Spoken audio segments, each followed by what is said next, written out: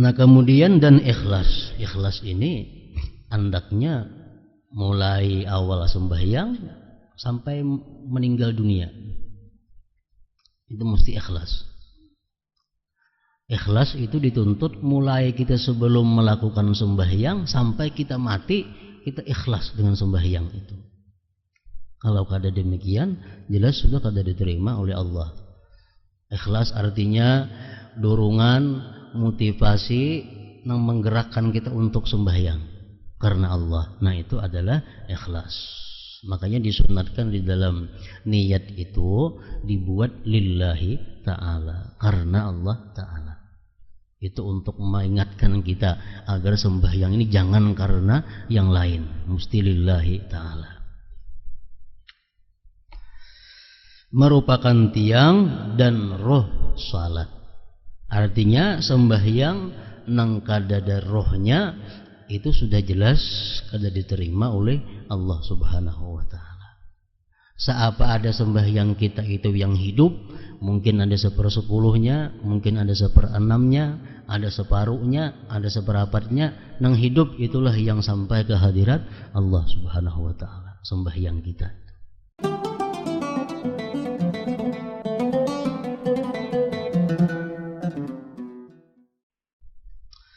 Makna daripada kalam Al-Allamah Al-Habib Ahmad bin Zain bin Alawi Al-Habsyi rahimahullah wa nafa'ana bi'ulumih.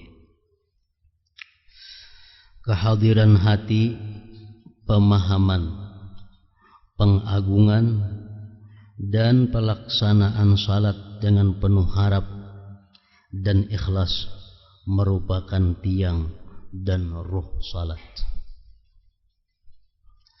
Wa imadus salah wa ruhuha al-hudur wa tafahum wa ta'zim lillahi ta'ala wa raja'u ilaih wal ikhlasulah.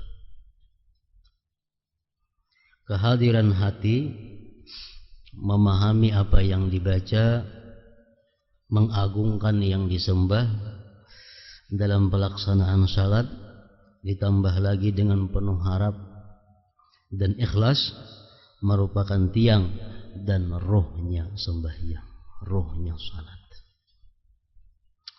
Jadi kehadiran hati, pemahaman, pengagungan, penuh harap itu merupakan bagian daripada khusyuknya seseorang di dalam sembahyang.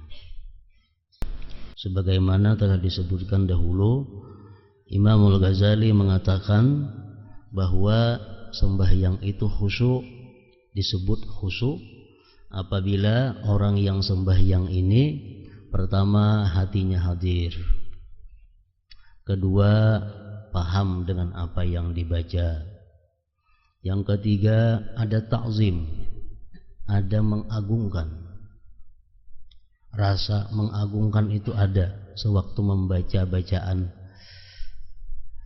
yang keempat ada harap, ada takutnya, yang kelima ada harapnya, dan keenam ada malunya, malu kepada Allah. Jadi bila sembahyang itu terhimpun 6 perkara itu, maka sembahyang disebut adalah khusyuk ngarannya.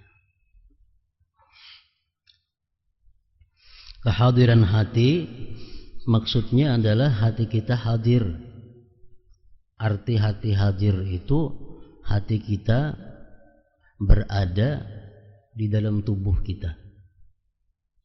Maksudnya hati kita kadang melayang dari apa yang kita kerjakan.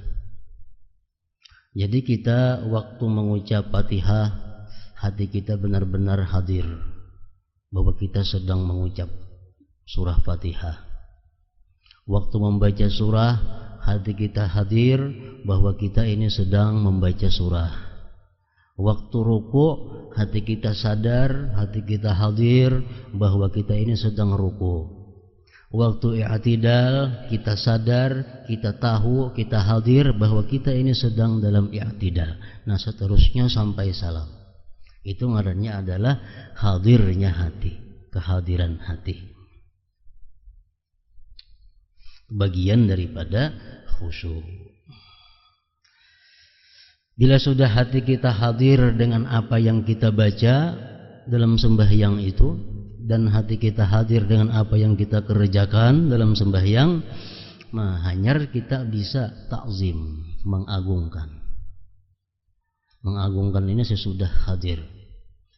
Kalau hati kita kada hadir, mustahil kita bisa mengagungkan. Kita sembahyang umpamanya keingatan di rumah, maulah kita mengagungkan Allah. Jadi andaknya takzim, mengagungkan Allah itu andaknya sesudah hudurul qalbi, sesudah hadirnya hati. Hadir hati modal pertama untuk takzim, membesarkan. Membaca Al-Quran itu ada takzimnya. Dalam hati itu ada rasa membesarkan terhadap ini kalam Allah.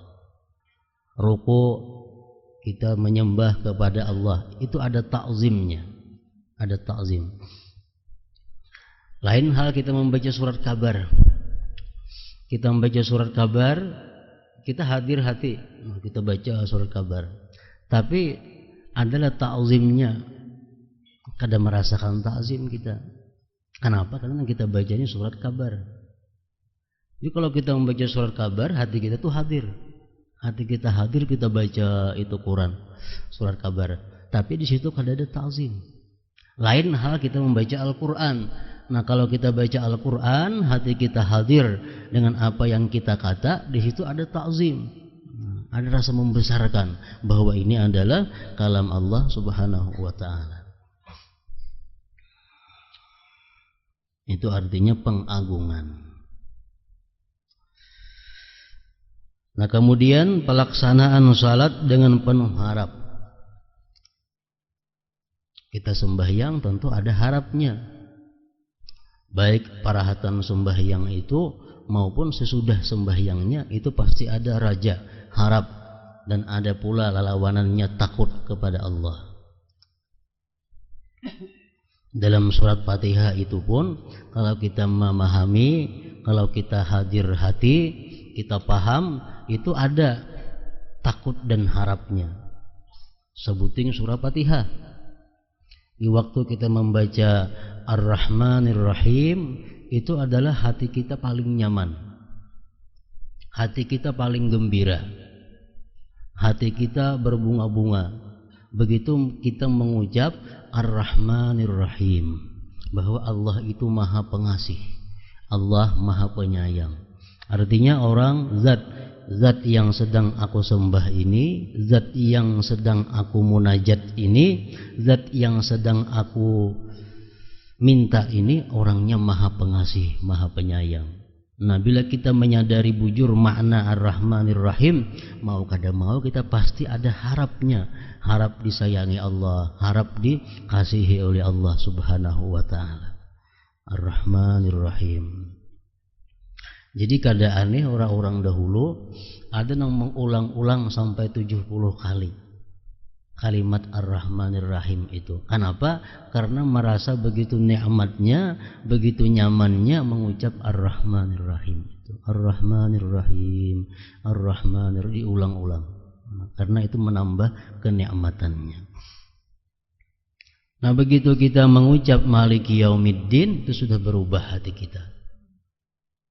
Kenapa? Karena Maliki Yaumiddin itu artinya adalah raja pada hari kiamat nanti.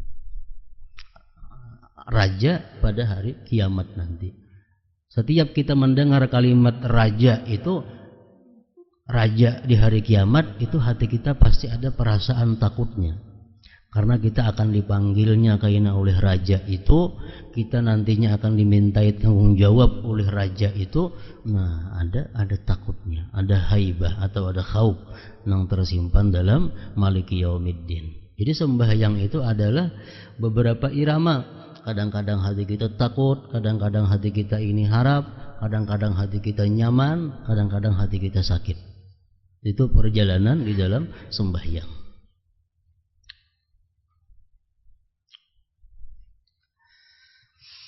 Nah, kemudian dan ikhlas. Ikhlas ini hendaknya mulai awal sembahyang sampai meninggal dunia. Itu mesti ikhlas. Ikhlas itu dituntut mulai kita sebelum melakukan sembahyang sampai kita mati, kita ikhlas dengan sembahyang itu. Kalau kada demikian, jelas sudah kada diterima oleh Allah. Ikhlas artinya dorongan, motivasi yang menggerakkan kita untuk sembahyang karena Allah. Nah, itu adalah ikhlas. Makanya disunatkan di dalam niat itu dibuat lillahi ta'ala, karena Allah ta'ala. Itu untuk mengingatkan kita agar sembahyang ini jangan karena yang lain, mesti lillahi ta'ala. Merupakan tiang dan roh salat. Artinya sembahyang nang kadada rohnya itu sudah jelas kada diterima oleh Allah Subhanahu wa ta'ala. Seapa ada sembahyang kita itu yang hidup, mungkin ada 1/10-nya, mungkin ada 1/6-nya, ada separuhnya, ada 1/4-nya, nang hidup itulah yang sampai ke hadirat Allah Subhanahu wa ta'ala, sembahyang kita. Nah, jadi sembahyang merupakan sesuatu yang paling penting sesudah syahadatain, sesudah 2 kalimat syahadat. Ini pembahasan mengenai sembahyang ini mesti rinci, mesti panjang lebar, dipahami bujur-bujur tentang syarat-syaratnya sah sembahyang, syarat-syarat sembahyang itu bisa diterima Allah, mesti kita dalami. Karena sembahyang ini adalah utama. Awal-awal yang dihisap Allah pada hari kiamat nang dikontrol amal kita ibadah sembahyang. Sebelum Allah menghitung puasa, zakat, yang lain-lainnya, yang pertama dilihat adalah salatihi, sembahyangnya seorang hamba itu. Bila sembahyangnya bagus, yang lain itu menggiring menjadi bagus. Jadi sembahyang yang pertama dahulu syarat sahnya. Ini tahu semuaan sudah kita. Syarat sah sembahyang. Arti syarat sah itu sebuting aja kada sah sembahyang. Bila kada sah sembahyang itu tanggung jawabnya kada beres. Kalau sembahyang ini sah, tanggung jawab kita sudah beres. Berpahala kada berpahala itu lain kisahnya. Kita dituntut oleh Tuhan, dituntut oleh agama sembahyang. Artinya sembahyang yang sah. Kalau sembahyang kita sah, kita sudah melepaskan tanggung jawab. Berpahalakah, kadakah itu urusan lain lagi.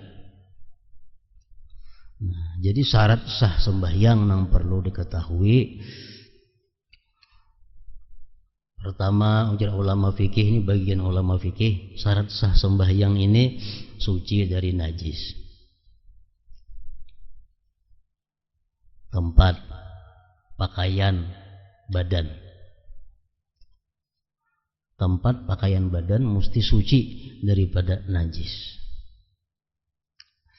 Suci daripada hadas, baik hadas kecil atau hadas besar. Itu syarat sah. Ketiga, menutup aurat. Menutup aurat. Aurat ini sedikit saja kita buka, kada sah sembahyang. Misal rambut bini-bini sabila saja ada kelihatan, kada sah sembahyang. Karena rambut itu bagian daripada aurat. Jadi bini-bini perlu hati-hati rambut. Biasanya rambut itu nang masalah. Karena itu syarat sah mesti tertutup aurat. Keempat, masuk waktu.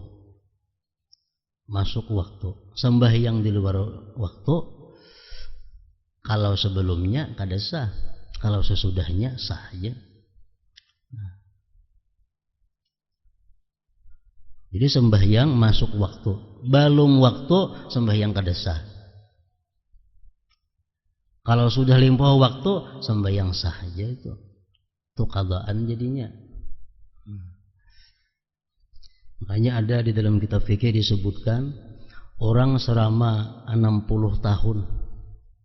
Selama 60 tahun sembahyangnya itu terus di luar waktu.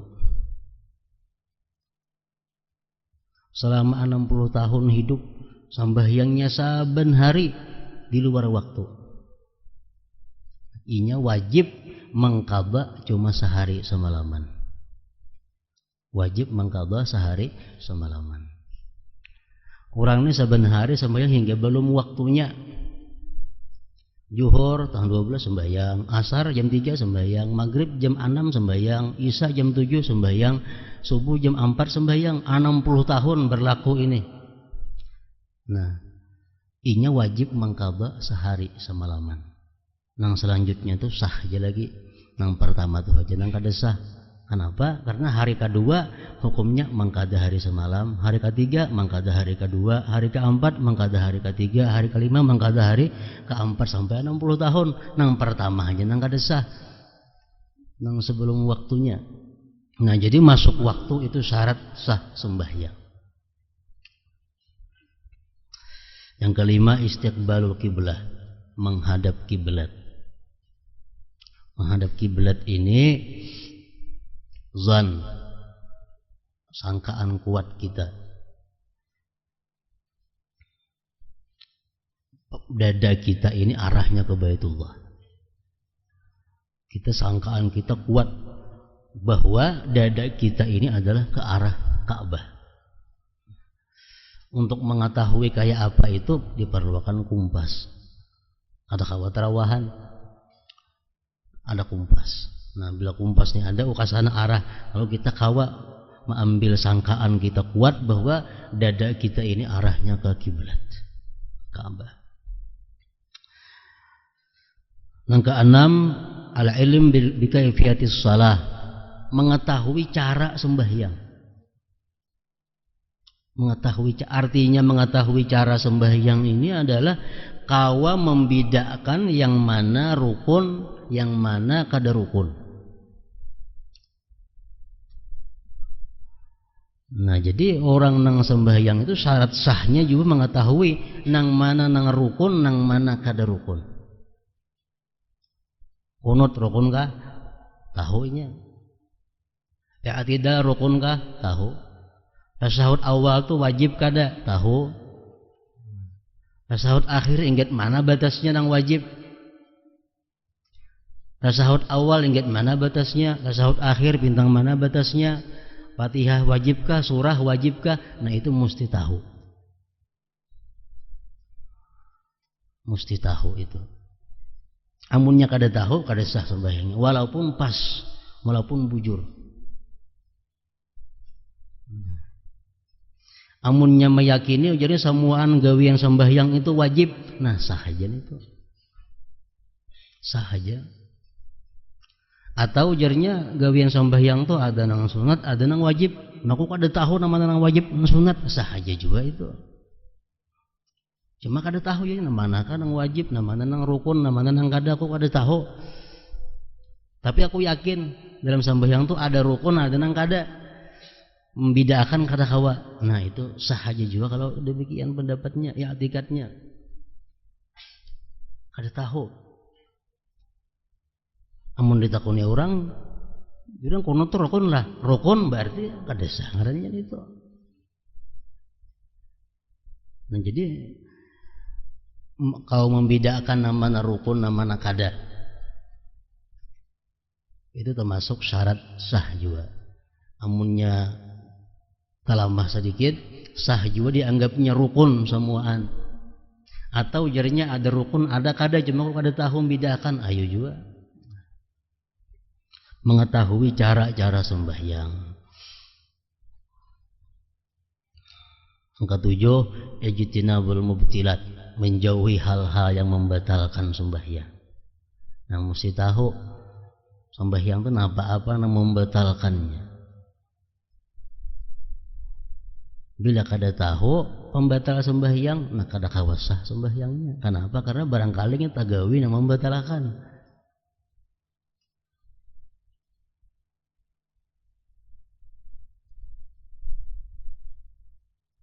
Menaguk liur sembahyang, merasa ada kopi susu ada, batal sembahyangnya. Rasa manis lamak ada, itu batal sembahyang. Nah, jadi mengetahui hal-hal yang membatalkan sembahyang dan menjauhinya termasuk syarat sah sembahyang. mun kada tahu membatalkan napa-napa kada tahu ba kada sah sudah sembahyang. Kemudian fi'lul arkan, melakukan rukun-rukun sembahyang.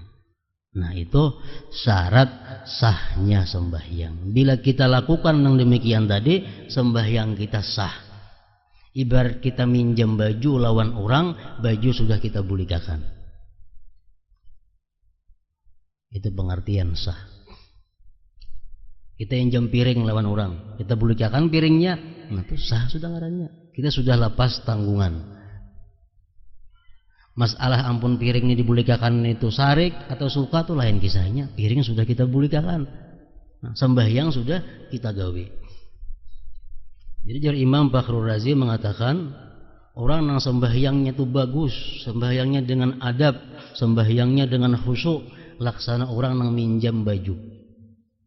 Minjam baju dipakai, tuntung makai, ditapasakan, dilipatakan, digusok, diharumi, hanya diatar na orangnya. Nah suka ada orangnya, suka mat baju bersih pada asal. Amun kita minjam baju lawan orang, dipakai, ditapasakan kada, bajunya berigat-rigat, batimbay pulang mau unjuk, kayak apa gara-gara ampun baju. Nah kayak itulah sembahyang contohnya. Tapi sudah dibulikakannya, batimbay kan sudah dibulikakannya, sudah lepas tanggung jawabnya, kewajibannya sudah gugur artinya. Masalah ampun baju itu kan kada menjami lagi itu lain kisahnya. Nah, syarat sah sembahyang. Nah kemudian sesudah syarat sah itu kita ketahui, nang kada kalah pentingnya lagi adalah syaratul qabul, syarat diterima sembahyang. Syarat diterima sembahyang ini ada sifatnya dilakukan sebelum sembahyang, ada dilakukan parahatan sembahyang. Ini supaya diterima sembahyang. Supaya sembahyang kita ini diterima, ada hal-hal yang kita lakukan sebelum sembahyang, ada yang parahatan sembahyang. Nang sebelum sembahyang napa? Pertama tobat. Tobat. Tobat daripada dosa-dosa nang mengakibatkan sembahyang kita itu kada diterima Allah Ta'ala. Di dalam hadis beberapa macam banyak dosa-dosa nang bila kita lakukan itu kita kada tobat, sembahyang kita kada diterima Allah.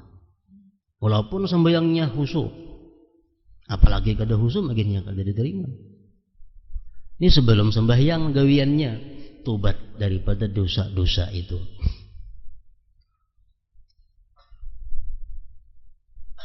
Pertama, yang sering kali disebut di dalam hadis Rasulullah yang menyebabkan sembahyang kita ini kada kawa terangkat, musaramah.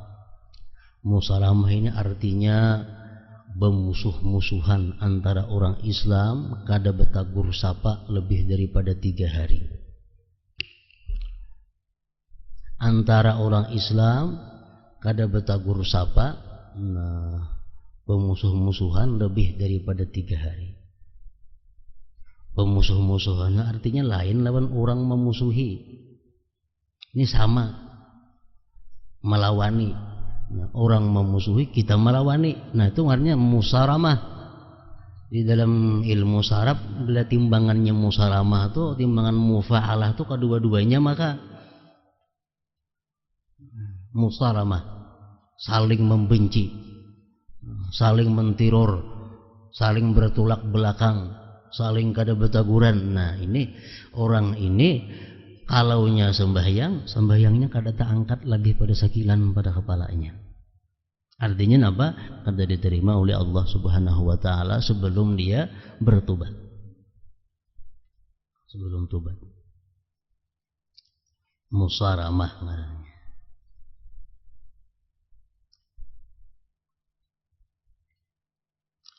Yang kedua lagi, nang sembahyangnya kada diterima itu adalah imam nang makmumnya kada ketuju.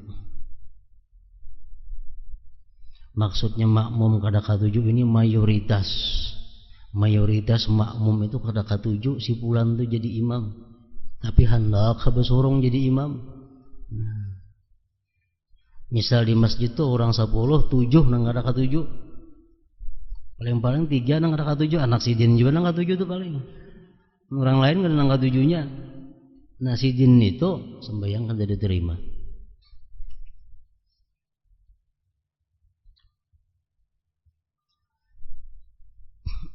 Dan lagi yang ketiga yang sering disebut di dalam hadis, perempuan yang tidak mendapat ridha suaminya.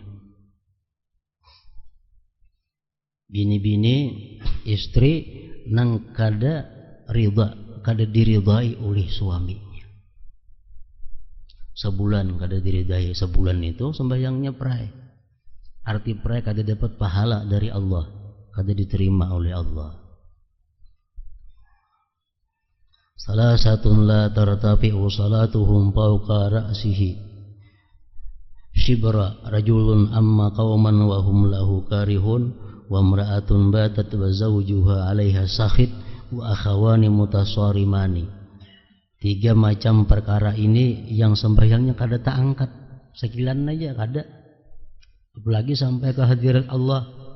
Orang jadi imam, makmumnya tadi kada katuju, perempuan nang lakinya benci, dan 2 saudara yang berbantah-bantahan. Jadi hendak sembahyang tobat dahulu. Punya ada bisa laki kawa dihubungi minta ridha lawan laki, amunnya bertengkar lawan saudara tadi berbantah-bantahan, amunnya orangnya ada di parak kalau didatangi, amunnya kada niat dalam hati sudah damai.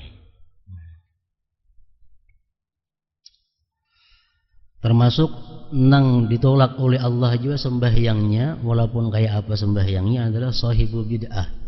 Seperti yang kita jelaskan malam Selasa tadi, orang yang punya bid'ah, punya i'tikad bid'ah, atau punya perilaku bid'ah. Nah orang ini pun ditolak juga oleh Allah.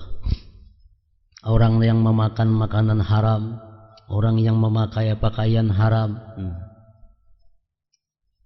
walaupun 1/10 daripada nilai pakaian itu terdapat daripada dana duit yang haram, Allah kada berkenan menerima. Jadi kalau hendak sembahyang, dilepas dulu kalau pakaian itu kita tahu ini adalah pakaian yang mengandung yang haram. Atau kita ada makan makanan yang haram, kita tobat. Kita tobat kepada Allah, kita kada hendak lagi mengulangi, namun mencuntan ampun orang, kita atarakan barangnya atau kita minta halal kepada ampunnya. Selama kita kada minta halal terhadap barang cuntanan yang kita makan itu, nah sembahyang kita masih kada berkenan oleh Allah Subhanahu wa ta'ala.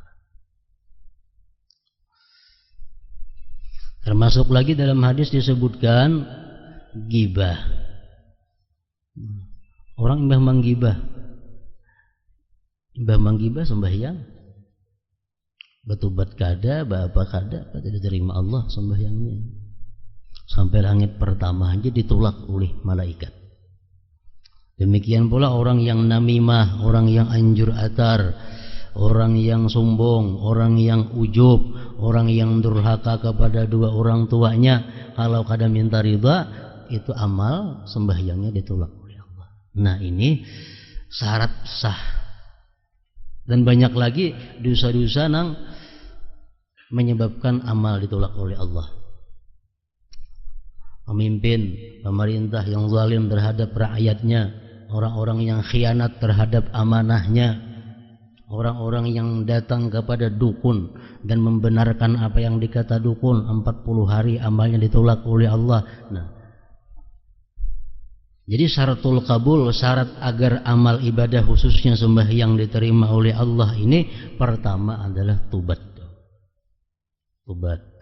Makanya setiap sembahyang kita dianjurkan berwudu walaupun kada batal.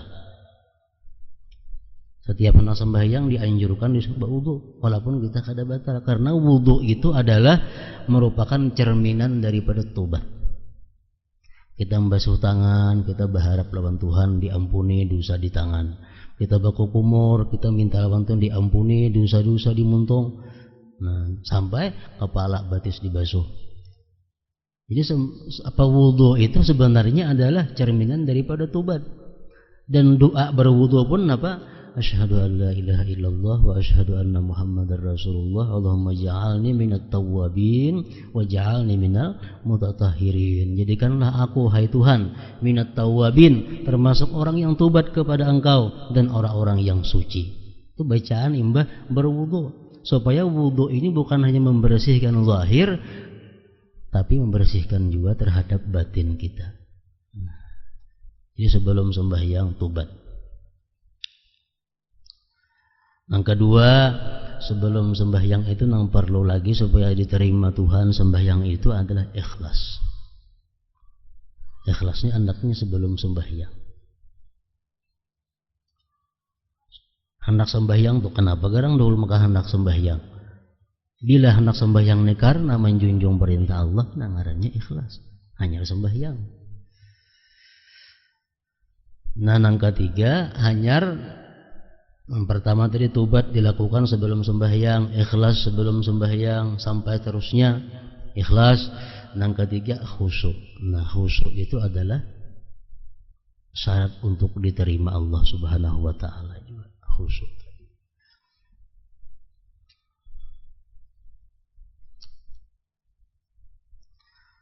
Nah, kehadiran hati, pemahaman, pengagungan dan pelaksanaan salat dengan penuh harap dan ikhlas merupakan tiang dan ruh salat. Disebutkan dalam sebuah hadis, innallaha muqbilun 'alal musalli ma lam yaltafit. Sesungguhnya Allah menghadap kepada orang yang salat selama ia tidak menoleh. Hadis riwayat Abu Daud, Nasai dan Malik. Lalu bagaimana kiranya dengan orang yang melakukan salat dengan hati lalai? Artinya di waktu kita sembahyang, Allah menghadapi kita dengan rahmatnya, dengan anugerahnya, selama kita kada berpaling daripadanya.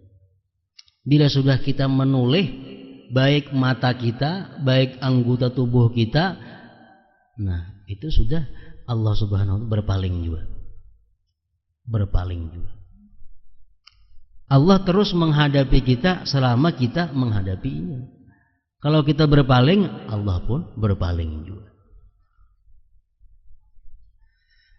Jadi para ulama mengatakan, sesudah kita tahu syarat sembahyang sah, syarat sembahyang supaya diterima apa, nang kada-kada pentingnya kita mengerjakan sesuatu nang menunjang supaya amal sembahyang itu diterima oleh Allah.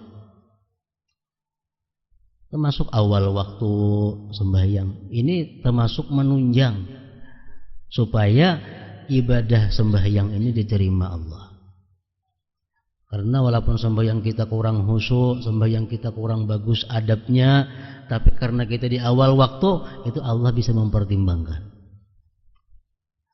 Termasuk lagi sembahyang berjamaah ini termasuk nang mendorong diterima oleh Allah.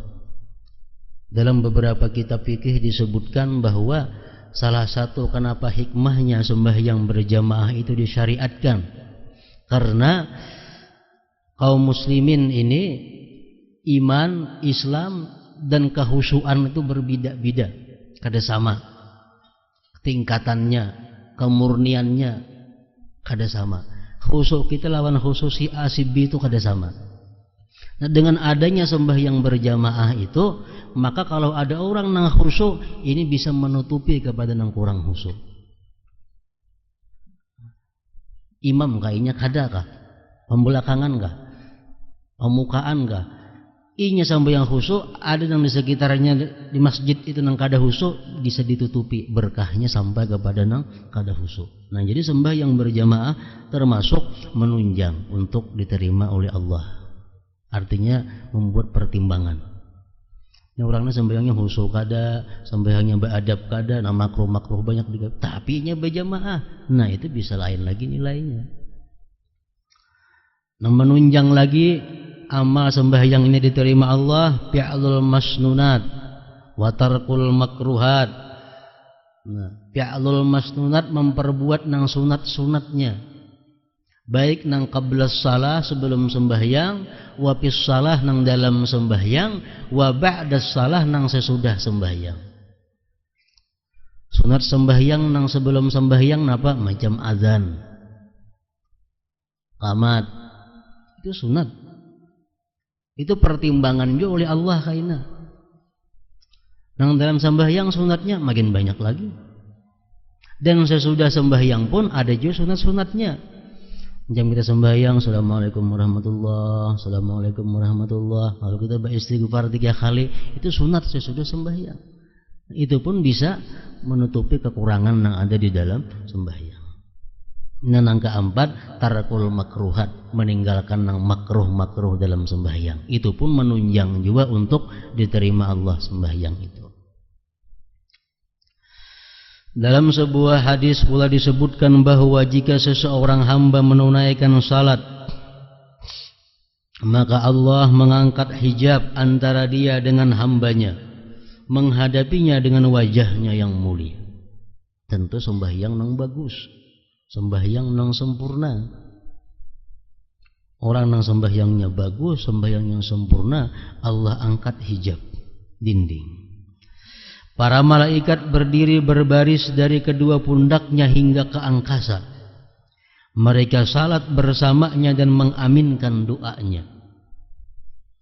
Kebaikan tercurah kepadanya mulai dari awan di langit hingga ke ubun-ubun. Jika orang yang sedang bermunajat itu mengetahui kepada siapa dia sedang bermunajat, niscaya dia tidak akan berpaling darinya. Pintu-pintu langit terbuka bagi orang-orang yang salat, dan Allah membanggakan kesungguhan mereka. Allah banggakan kepada para malaikat. Ini orang yang sembahyang itu.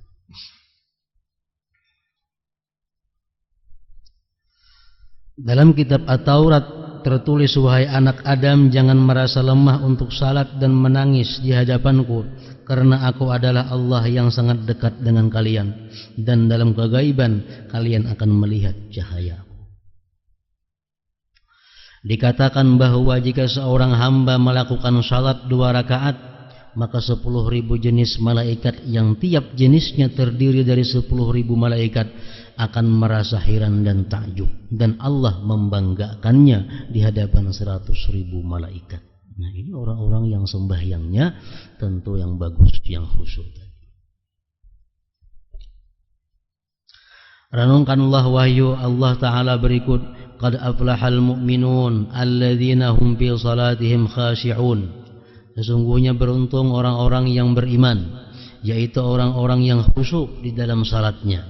Walladzina hum ala salawatihim yuhafizun, dan orang-orang yang memelihara salatnya.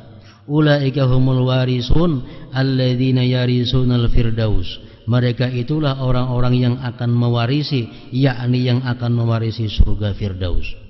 Ini surat Al-Mu'minun mulai 1 sampai 11. Qad aflahal mu'minun, sungguh beruntung orang-orang yang beriman, ujar Tuhan.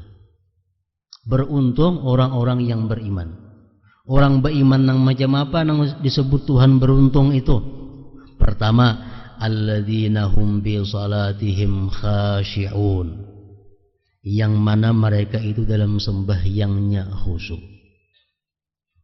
Yang kedua, walladzina hum 'anil lagwi mu'ridun, yang mereka itu daripada hal-hal yang diharamkan mereka berpaling. Yang ketiga, walladzina hum lizzakati fa'ilun, mereka itu menunaikan, melaksanakan zakat. Walladzina hum li furujihim hafizun, orang-orang yang menjaga kemaluan mereka daripada hal-hal yang tidak halal. Menjaga kemaluan, memelihara kemaluan daripada hal-hal yang diharamkan Allah.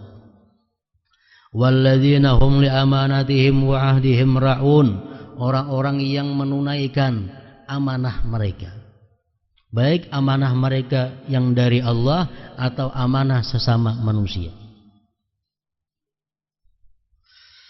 walladzina hum ala salawatihim yuhafizun, dan orang-orang yang memelihara sembahyang mereka. Nah, itu yang disebut Tuhan beruntung tadi. Balasannya apa? Ulaika humul warisun, mereka itulah orang-orang yang mewarisi. Mewarisi apa? Alladzina yarisunal firdaus, yang mewarisi surga firdaus, hum fiha khalidun, mereka kekal di dalamnya. Firdaus ini a'lal jinan, surga yang paling tinggi. Imbah firdaus itu aras Allah Ta'ala aja lagi. Jadi surga yang paling tinggi adalah surga firdaus. Itu akan ditempati oleh orang-orang yang beriman, yang punya sifat demikian tadi. Dalam kitab Jami' Asbabil Khairat karangan Muhammad bin Abdullah bin As'ad al-Imrani, diriwayatkan dari Ibni Abbas radhiyallahu anhuma bahwa Rasulullah SAW bersabda, "Mathalu hadzal din kamathalis syajaratil musmirah fil hadiqah, al-iman asluha was-salatu imaduha was-siyamu far'uha waz-zakatu nama'uha wal jihadu sanamuha wa husnul khuluq samaruha." Agama ini seperti sebatang pohon yang berbuah di dalam kebun. Akarnya adalah iman.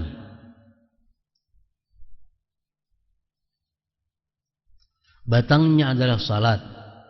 Rantingnya adalah puasa. Pertumbuhannya adalah zakat. Bungkulnya adalah jihad. Dan buahnya adalah budi pekerti yang baik. Dalam riwayat Anas radhiyallahu anhu disebutkan bahwa wal kaffu an maharimillah samaruha, buahnya itu agama adalah kemampuan untuk mencegah diri dari hal-hal yang diharamkan Allah Ta'ala. Dalam kitab itu juga disebutkan sebuah hadis riwayat Abu Hurairah radhiyallahu anhu yang menyatakan bahwa Rasulullah SAW bersabda, "Min uqubatil mutahawin bis salah an turfa'a barakatu umrihi wa rizkihi wa simas salihin min wajhihi wa la yuqbalu fi du'a'us salihin wa la yuqbalu du'a'uhu wa la yu'jaru ala amalihi wa yamutu atshana ja'i'a dhalila wa yadiku qabruhu wa yuzlim wa la yanzurullah ilaih wa la yuzakkihi wa lahu azabun alim." Di antara siksa yang diberikan kepada orang yang merimihkan salat. Pengertian merimihkan salat ini macam-macam. Orang yang kada sembahyang itu sudah nyata merimihkan salat. Orang yang sengaja mengeluarkan sembahyang dari waktunya termasuk merimihkan salat. Orang yang sembahyang kada hati-hati sehingga kada sempurna rukunnya, itu termasuk merimihkan salat. Orang yang kada ada hendak berusaha agar sembahyang itu diterima Allah, termasuk merimihkan salat. Jadi macam-macam pengertian merimihkan salat. Rasulullah Shallallahu Alaihi Wasallam sewaktu di Masjid Nabawi, beliau melihat ada seorang sembahyang. Untung sembahyang, orang itu suruh Nabi ulangi sembahyang. Suruh Nabi lagi, untung sembahyang, ya Nabi ulangi lagi sembahyang.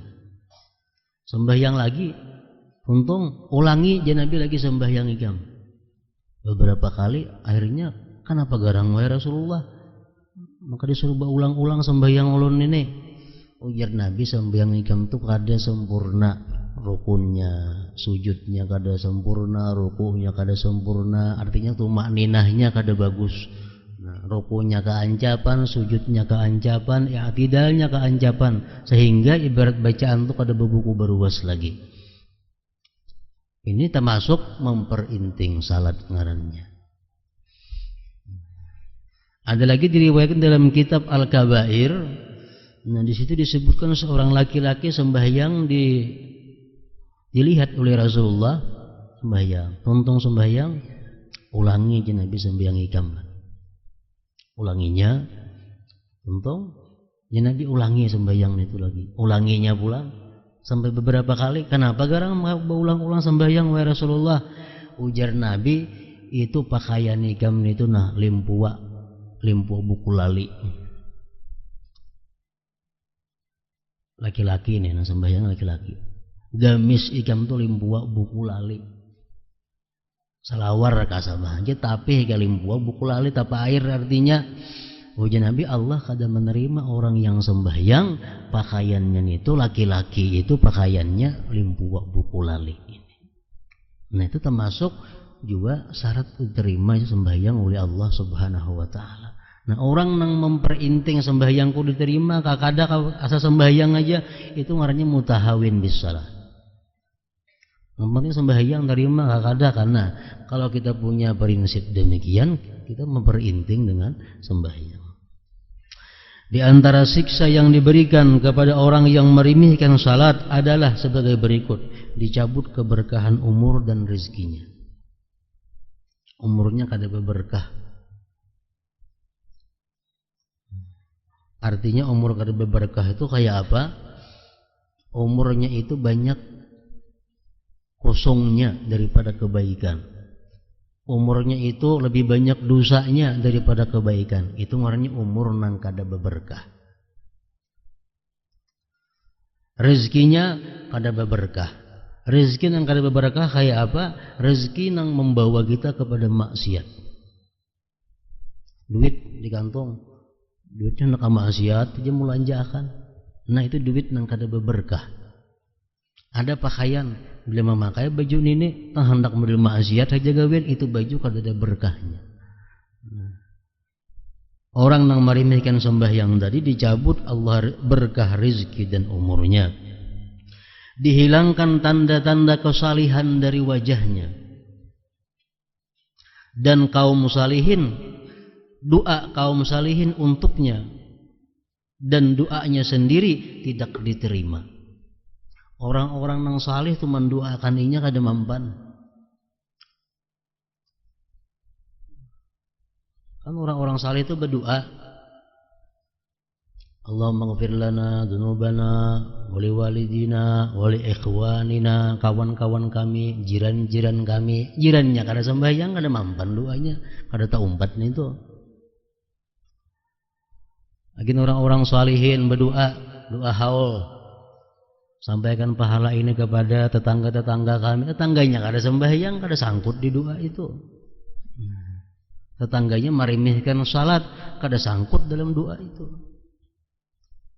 Doa kaum salihin untuknya dan doanya sendiri tidak diterima. Meremehkan salat.